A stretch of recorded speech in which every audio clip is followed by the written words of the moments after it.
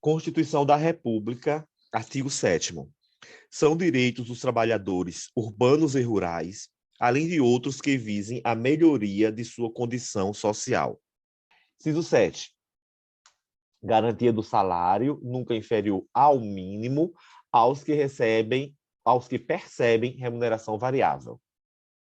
Inciso 8. 13º salário com base na remuneração integral ou no valor da aposentadoria. Inciso 9. Remuneração do trabalho noturno superior à do diurno. Inciso 10. Proteção do salário na forma da lei, constituindo crime sua retenção dolosa. E aí, com relação a esse inciso 10, tem uma jurisprudência aqui interessante que diz assim, Maria, é um habeas corpus, inclusive, 177.508 da Paraíba. A retenção dolosa do salário, conquanto tenha sido prevista no artigo 7º, 10 da Constituição como crime, ainda ressente-se de necessária lei, criando o tipo penal respectivo. Ou seja, ele diz que é crime essa retenção dolosa, mas não existe o tipo penal. Ora, então qual é a sanção? Né? Lembra lá no artigo 5º? Não existe crime sem lei anterior que o defina, nem pena sem prévia combinação legal. Falta combinação legal, inclusive a tipificação. Há na legislação ordinária penal extravagante tipo específico para a retenção dolosa dos salários. E a gente sabe que isso é falso, inclusive a gente acabou de ver na jurisprudência, né? Infelizmente, não existe ainda a tipificação legal. Inciso 11. Participação nos lucros ou resultados desvinculada da remuneração. E, excepcionalmente, participação na gestão da empresa conforme definido em lei. Eu tenho uma jurisprudência aqui anotada, que foi o tema de repercussão 344, que diz assim, ó, incide contribuição previdenciária sobre as parcelas pagas a título de participação nos lucros referente ao período entre a promulgação da Constituição de 88 e a entrada em vigor da medida provisória 794/94, que regulamentou o artigo 7º, inciso 11 da Constituição, convertida posteriormente na Lei 10.101. Isso aqui é o seguinte, Maria, hoje a gente sabe que a participação nos lucros ou resultados, como ele diz, ó, é desvinculada da remuneração. Se é desvinculada, não incide contribuição previdenciária, ok? Só que ficou um liame entre quer dizer que era conforme definido em lei. E aí havia omissão legislativa quanto a isso. Daí foi que ele disse, entre a Constituição de 88 e até quando se criou a lei, deve sim incidir a contribuição previdenciária sobre a participação do lucro e resultados. A partir do momento que a lei regulamentou, dizendo que é desvinculado da remuneração. ADI 5417. Pela Constituição da República de 88, se objetiva estimular a integração do trabalhador ao desenvolvimento da empresa pela participação negociada nos ganhos econômicos. Inciso 11 do artigo 7º e parágrafo 4º do artigo 218. Não se demonstra inconstitucionalidade de norma pela qual se prevê a participação nos lucros e resultados pelos trabalhadores das empresas estatais, de acordo com as diretrizes específicas elaboradas pelo Poder Executivo, a que estejam submetidas respectivas entidades. As empresas estatais, embora sujeitas a controle público, são competentes para celebrar negociação coletiva sobre participação em lucros e resultados. Sobre isso é interessante, então, já que a gente falou desse assunto, súmula 679 do STF, a fixação de vencimentos dos servidores públicos não pode ser objeto de convenção coletiva. Aqui, no caso, empresas estatais é regime seletista mesmo, né? Era exatamente isso que eu ia te dizer. Uma coisa é servidor público, outra coisa é empregado público de empresa estatal. A exemplo, empregado da Caixa, empregado do Banco do Brasil, empregado da Petrobras, empregado dos Correios. Esses empregados eles podem sim efetuar negociação coletiva. Inciso 12. Salário família pago em razão do dependente de trabalhador de baixa renda, nos termos da lei. Então, Inciso... baixa renda e dependente. Isso. Eles adoram tirar isso, Maria. Isso aqui a gente tem que saber exatamente as palavras. Ó, o salário família, ele é pago a todo trabalhador? Não. É só o trabalhador, é em razão do dependente do trabalhador de baixa renda, nos termos da lei. Inciso 13. Duração de trabalho normal não superior a 8 horas diárias e 44 horas semanais. Facultada a compensação dos horários e a redução da jornada mediante acordo ou convenção coletiva de trabalho. Esse inciso está sendo muito usado nas notas técnicas da pandemia, né? Então, o máximo são 8 horas diárias ou 44 horas semanais, facultado compensar ou reduzir, desde que haja acordo ou convenção coletiva de trabalho. Agora, com a reforma trabalhista, pode ser, inclusive, acordo individual, até para criar pequenos bancos de horas. Inciso 14. Jornada de 6 horas para trabalho realizado em turnos ininterruptos, salvo negociação coletiva. Tem a súmula 675 do STF. Os intervalos fixados para descanso e alimentação durante a jornada de 6 horas não descaracterizam o sistema de turnos ininterruptos de revezamento para efeito do artigo 7º, inciso 14 da Constituição. Inciso 15. Repouso semanal remunerado, preferencialmente aos domingos. Inciso 16. Remuneração do serviço extraordinário superior, no mínimo, em 50% a do normal. Inciso 17. Gozo de férias anuais remuneradas com, pelo menos, 1/3 a mais do que o salário normal. Aqui eles gostam de pegar muito no sentido de que a Constituição fixa mínimo de 30 dias, né? E, na verdade, ela não fixa um mínimo de 30 dias. Quem fixa é a CLT e eles colocam como se fosse expresso na Constituição.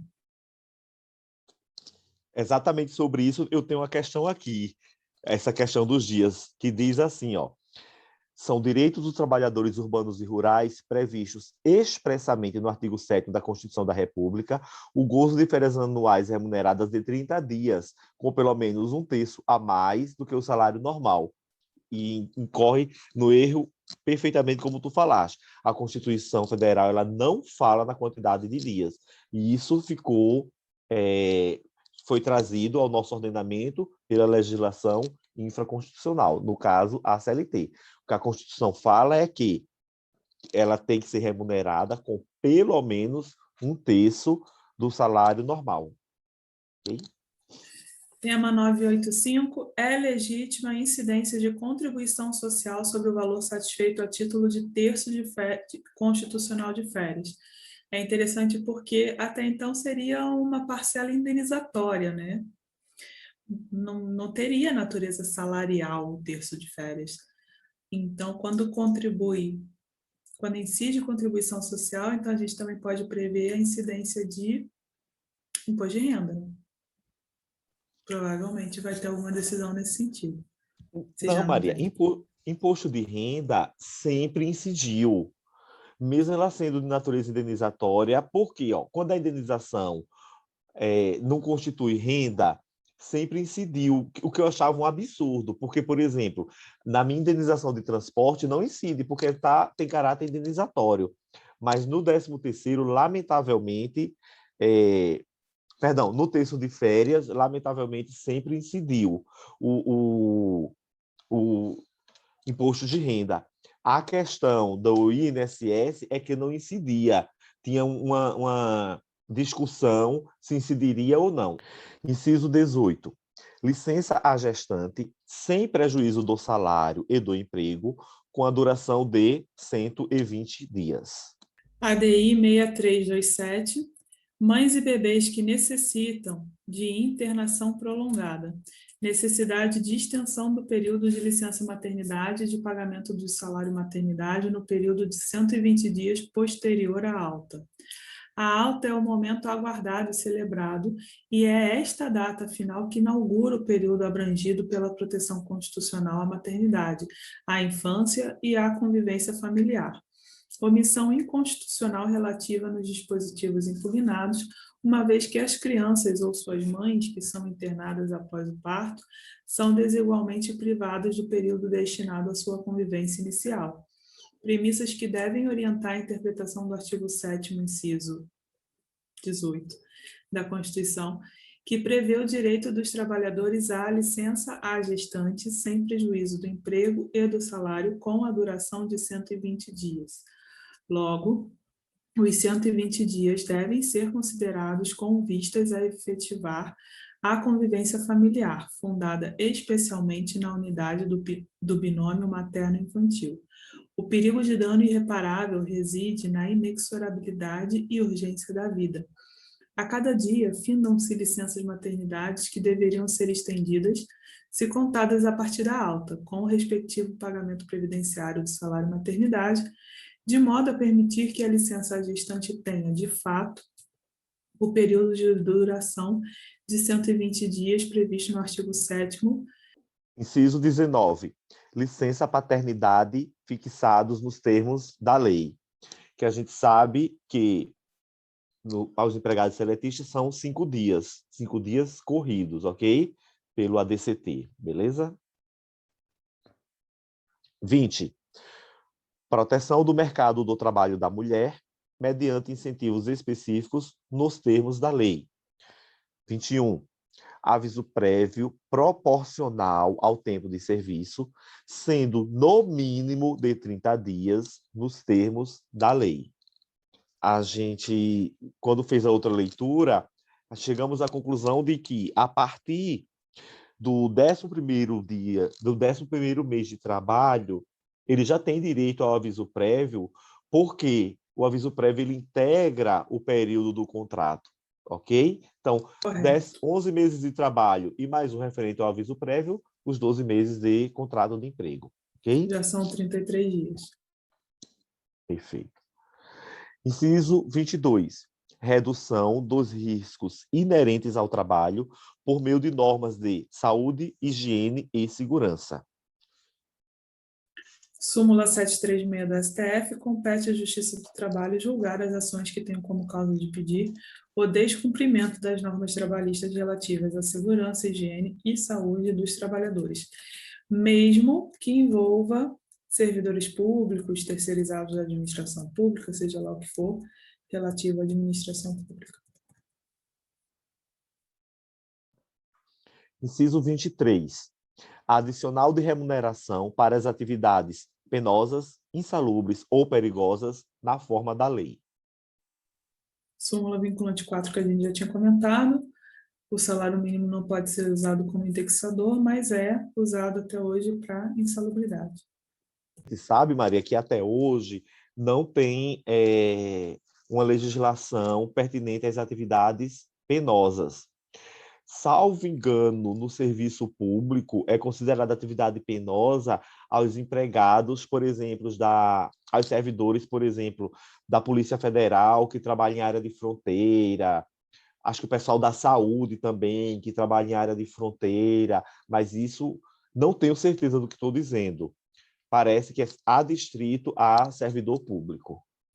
Artigo 39, parágrafo 4º, estabelece que, nos termos de lei complementar, o servidor que exerça atividades de risco insalubres poderá ter requisitos diferenciados de aposentadoria, exceção à regra que ali consta, assim como deficientes físicos. Mesma coisa pode ser observada para trabalhadores em geral, de acordo com o artigo 201, parágrafo 1º. É o que diz aqui o professor Vitor Cruz. 4. Aposentadoria. 35. Assistência gratuita aos filhos e dependentes desde o nascimento até 5 anos de idade em creches e pré-escolas. Interessante que isso caiu ontem, lembra? Eles botaram lá 3 anos de idade. E eu já vi muita questão no concurso falando em 6 anos de idade, porque 6 anos de idade era a redação anterior. porque esse inciso 25, ele foi emendado, não lembro agora qual a emenda constitucional, porque a redação anterior dizia assistência gratuita aos filhos e dependentes desde o nascimento até 6 anos, que atualmente o correto é até 5 anos de idade em creches e pré-escola. Pronto, você já trouxe a emenda 53 de 2006. Questão aqui do 18º. A assistência gratuita aos filhos e dependentes dos trabalhadores desde o nascimento até 5 anos de idade em creches e pré-escola constitui obrigação dirigida a empregadores e entes públicos, dada como certa em razão desse inciso da Constituição, combinado com artigo 389, parágrafo 1º da CLT. E aqui, Maria, é interessante a gente também analisar esse inciso 25, que fala da assistência gratuita aos filhos e dependentes desde o nascimento até 5 anos de idade em creche e pré-escola, concomitante com o artigo 208 da própria Constituição, que diz: o dever do Estado com a educação será efetivado mediante garantia de, inciso 4, educação infantil em creche e pré-escola às crianças até 5 anos de idade. Então, o Estado possui o dever de garantir a educação infantil em creches e pré-escola às crianças até 5 anos de idade, consoante artigo 208, 4, com redação dada pela emenda 53 de 2006. Aí eu tenho mais duas questões aqui sobre esse tema. Primeiro, entre os direitos garantidos aos trabalhadores urbanos e rurais, encontra-se a assistência gratuita aos filhos e dependentes desde o nascimento até 6 anos de idade. Opa, até 5 anos. A questão está errada. Outra, a educação, direito de todos, é dever do Estado, que se materializa na garantia do ensino fundamental gratuito e na universalização do ensino médio, facultando-se ao poder público a concessão ou não, de acordo com suas possibilidades orçamentárias, de educação infantil prestada em creche e pré-escola, bem como ensino gratuito e ensino superior. Opa, ensino gratuito e ensino superior, sim, ensino gratuito em creches e pré-escola, isso é uma obrigação do Estado. Inclusive, está estampado lá no artigo 208, que ele diz, é dever do Estado com educação, o dever do Estado com educação será efetivado mediante a garantia de educação infantil em creches e pré-escolas às crianças até 5 anos de idade.